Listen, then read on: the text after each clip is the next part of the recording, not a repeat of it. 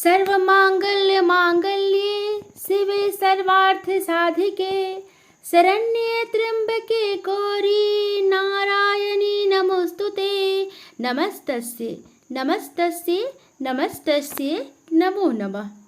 दोस्तों, आज हम माता चंद्रघंटा की कथा सुनेंगे। माँ दुर्गा की तीसरी शक्ति है चंद्रघंटा। नवरात्रि में तीसरे दिन इसी देवी की पूजा आराधना की जाती है। देवी का यह स्वरूप परम शांतिदायक और कल्याणकारी है। इसलिए कहा जाता है कि हमें निरंतर उनके पवित्र विग्रह को ध्यान में रखकर साधना करना चाहिए। उनका ध्यान हमारे इहलोक और परलोक दोनों के लिए कल्याणकारी और सद्गति देने वाला है। इस देवी के मस्तक पर घंटे के आकार का आधा चंद्र है, इसलिए इस देवी को चंद्रघंटा कहा गया है। इनके शरीर का रंग सोने के समान बहुत चमकीला है। इस देवी के 10 हाथ हैं। वे खड्ग और अन्य अस्त्र शस्त्र से विशोभित है। सिंह पर सवार इस देवी की मुद्रा युद्ध के लिए उद्धत रहने की है। इसके घंटे सी भयानक ध्वनि से अत्याचारी दानव, दैत्य और राक्षस कांपते रहते हैं। नवरात्रि में तीसरे दिन इसी देवी की पूजा का महत्व है। इस देवी की कृपा से साधक को अलौकिक वस्तुओं के दर्शन होते हैं, दिव्य सुगंधियों का अनुभव होता है और कई तरह की ध्वनियाँ सुनाई देने लगती है।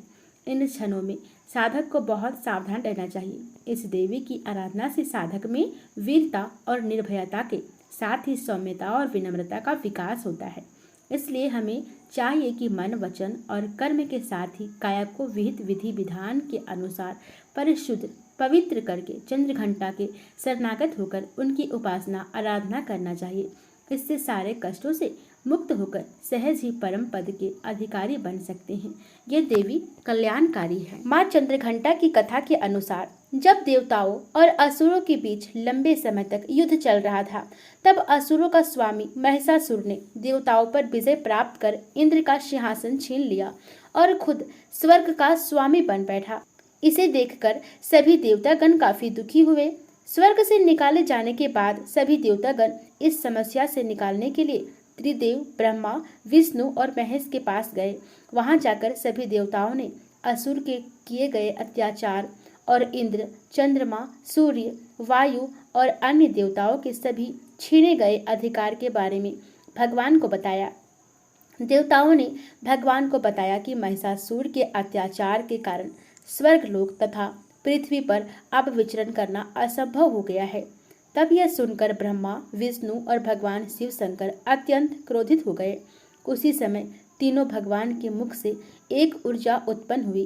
देवतागणों के शरीर से निकली हुई ऊर्जा भी उस ऊर्जा से जाकर मिल गई।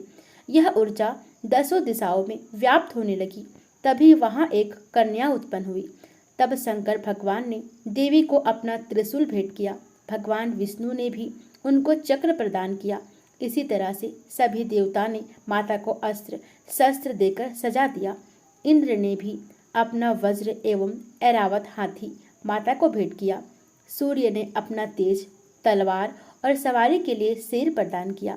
तब देवी सभी शास्त्रों को लेकर महिषासुर से युद्ध करने के लिए युद्ध भूमि में आ गई। उनका यह विशाल रूप देखकर महिषासुर भय से कांप उठा। तब महिषासुर ने अपनी सेना को माँ चंद्रघंटा के ऊपर हमला करने को कहा। तब देवी ने अपने अस्त्र शस्त्र से असुरों की सेनाओं को पल भर में नष्ट कर दिया। इस तरह से माँ चंद्रघंटा ने असुरों का वध करके देवताओं को अभय दान देते हुए अंतर्ध्यान हो गई। प्रेम से बोलिए माता चंद्रघंटा की जय।